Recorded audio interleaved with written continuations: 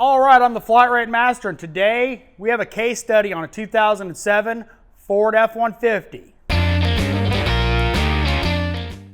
Keep in mind, this is not going to be revolutionary diagnostics. This is not going to be, off the wall. This isn't a Keith DeFazio video, but some good foundational for a technician learning to scope. I had two Ford vehicles this week with misfires, both 4.6s. The first one was a Ford Explorer that had a random misfire, and the cylinder contribution test wouldn't work. So how do you find the misfire? Well, mode 6 is what the old guys would say. Well, like this truck, you get in the truck and there's a handheld scanner on the seat. Yep. You use a scope. Now, both were pretty easy to find. We're going to mostly talk about the Ford truck behind me, but they both kind of apply. They both had shorted secondary ignition systems. What do I mean by secondary ignition? On these, you got a coil with a boot and you got a spark plug, secondary ignition. Some have spark plug wires, secondary windings in the coil. Lots of things that can go wrong. Both of these were shorted secondaries, and this one is kind of interesting because there's a reason why it was shorted. Now, this F-150 is a 3-valve, has the standard style DG 508 Motorcraft coil on it. And, misfire codes actually on this one pointed me in the right direction. It had a P0305, misfire cylinder number 5. And yeah, I could have shotgunned a coil and a plug at it and fixed it. But it's a lot more fun to hook up the scope. Now I'm going to show you pictures of what we got going on. But there's the torn boot, and there was where the spark was going. Now, what does it look like on a scope? Well, it looks like that. That is a shorted secondary. Now, this is a known good. Coil being energized by the computer, charging the coil, you have the initial spike, and then you have this. On this one, it is a Ford triple strike at idle, and you've got oscillation where it's burning the fuel, charges again, fires the coil again, fires the third time. Here, the coil immediately discharges because you have a easy path to ground. Simple, shorted ground.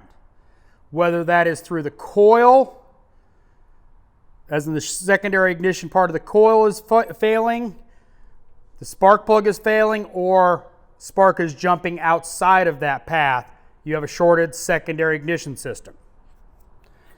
Now, I'm not going to get into, determining, based on this capture, what is actually wrong, whether it's a coil itself, because this one is pretty cut and dry. It was sparking outside of the cylinder with no pressure, easy path to ground, to the side of the spark plug. But on this one, we also have the compound issue of what caused this coil boot to split. Is we have coolant intrusion.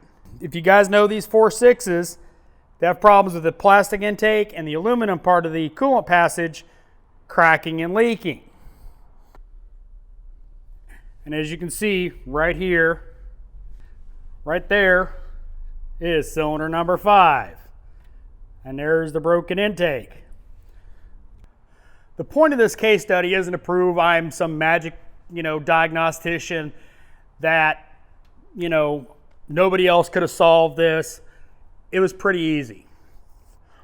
My point of this is, if this customer had cleared the codes and it wasn't setting misfire codes and power balance didn't work right, I can attest to the fact that aftermarket power balance tests do not work as well as the Ford tool.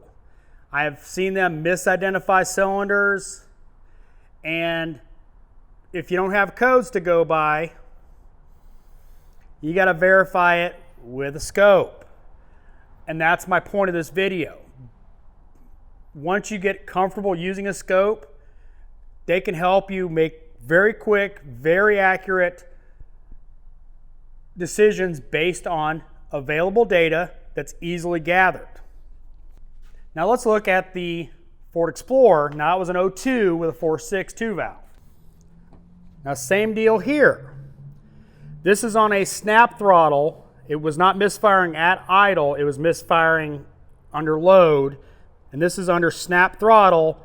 As you can see, it's going very quickly to the path of ground. Again, secondary ignition failure. A more normal coil firing is like this. Now, for whatever reason, this one was not a triple strike system.